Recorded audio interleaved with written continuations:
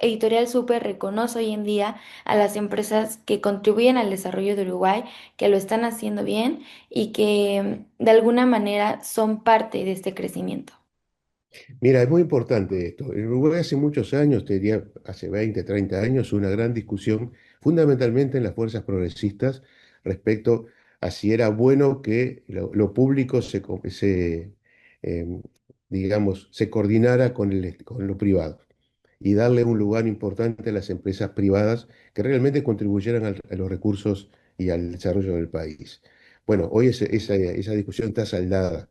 Le damos mucha importancia dentro de los marcos legales que existen. Nosotros hemos avanzado también en eso. Carlos Varela Nestier, político uruguayo del Frente Amplio, es representante nacional por Montevideo desde 2005. Con experiencia como edil y presidente de la Junta Departamental, impulsa iniciativas legislativas clave.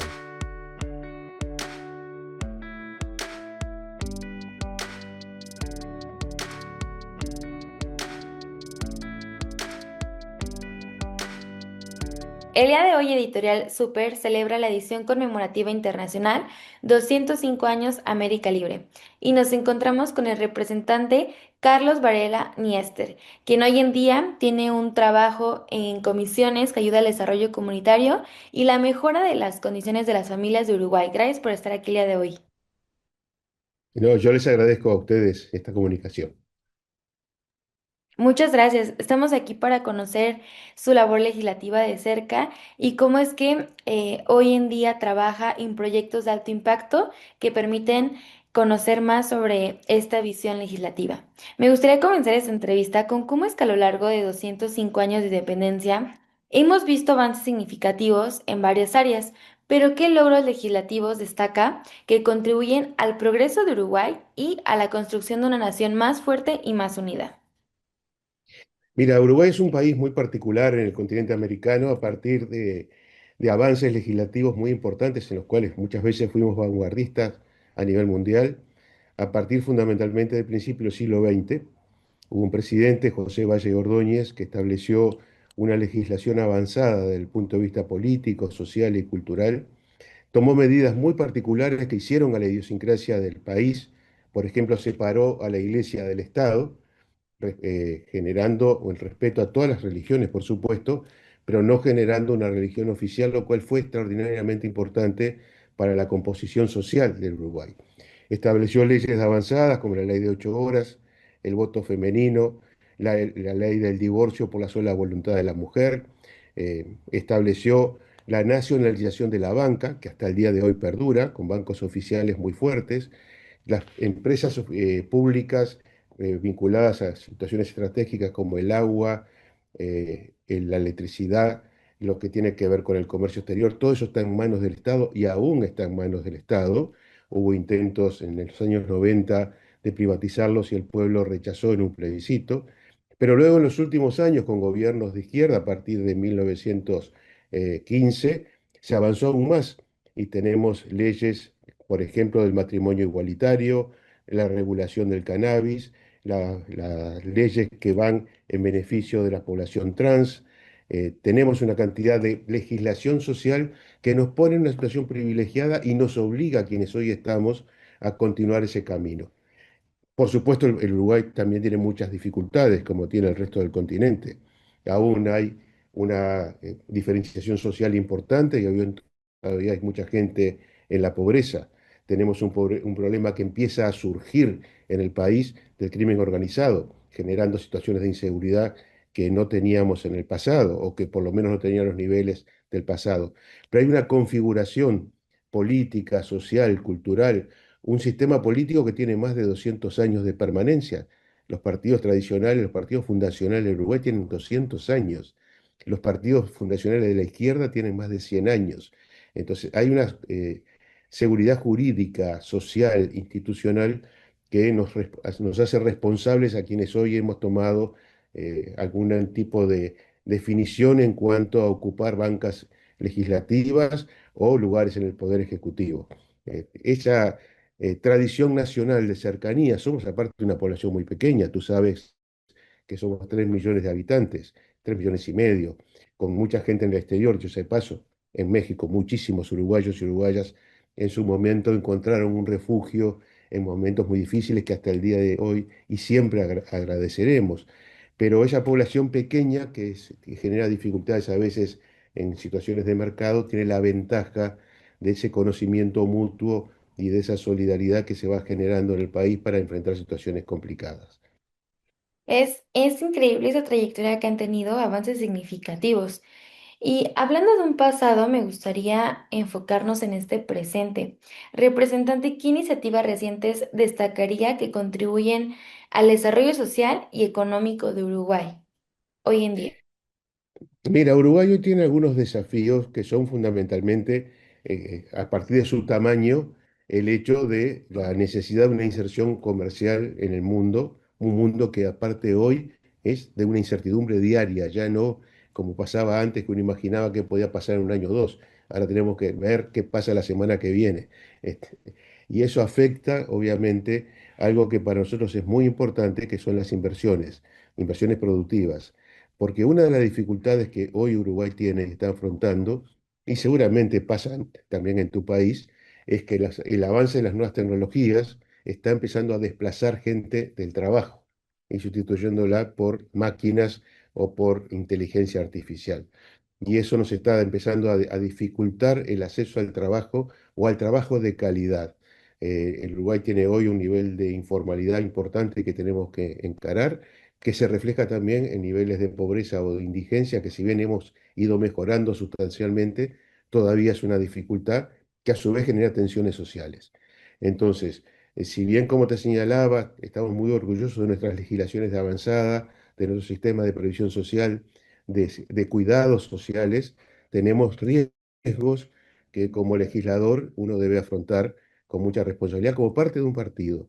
Porque también te digo que en el caso de nuestro país, más que una representación personal, nosotros acá representamos partidos políticos y actuamos en consecuencia y con disciplina partidaria de aquello que los partidos definan. Hoy soy parte del partido de gobierno, del Frente Amplio, y son los partidos los que definen a su interior la legislación y las medidas a llevar adelante tanto en el Poder Ejecutivo como a nivel del Poder Legislativo.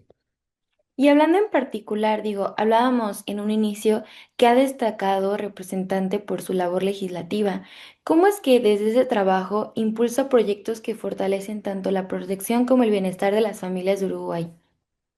Mira, yo por lo menos como parte de mi partido tengo dos grandes objetivos. Hay uno que tiene que ver con una dificultad que el Uruguay tiene hoy, que hay un nivel muy importante de pobreza infantil. Que en realidad cuando uno habla de pobreza infantil, habla de pobreza en el hogar, pero se manifiesta en los niveles más bajos de edad, con toda la afectación que eso tiene, y tú lo sabes, en el desarrollo intelectual de un niño en el futuro. O sea, es fundamental que el niño en sus primeros días, en sus primeros meses y años, se alimente bien, tenga una conformación social adecuada para poder desarrollar luego su vida con normalidad. Hoy ese es un desafío sobre el cual estamos trabajando en proyectos de ley. Se acaba de culminar todo un proceso de discusión general que se denominó diálogo social, que está empezando a dar sus resultados, porque que también queremos comprometer en la acción de gobierno a la sociedad toda.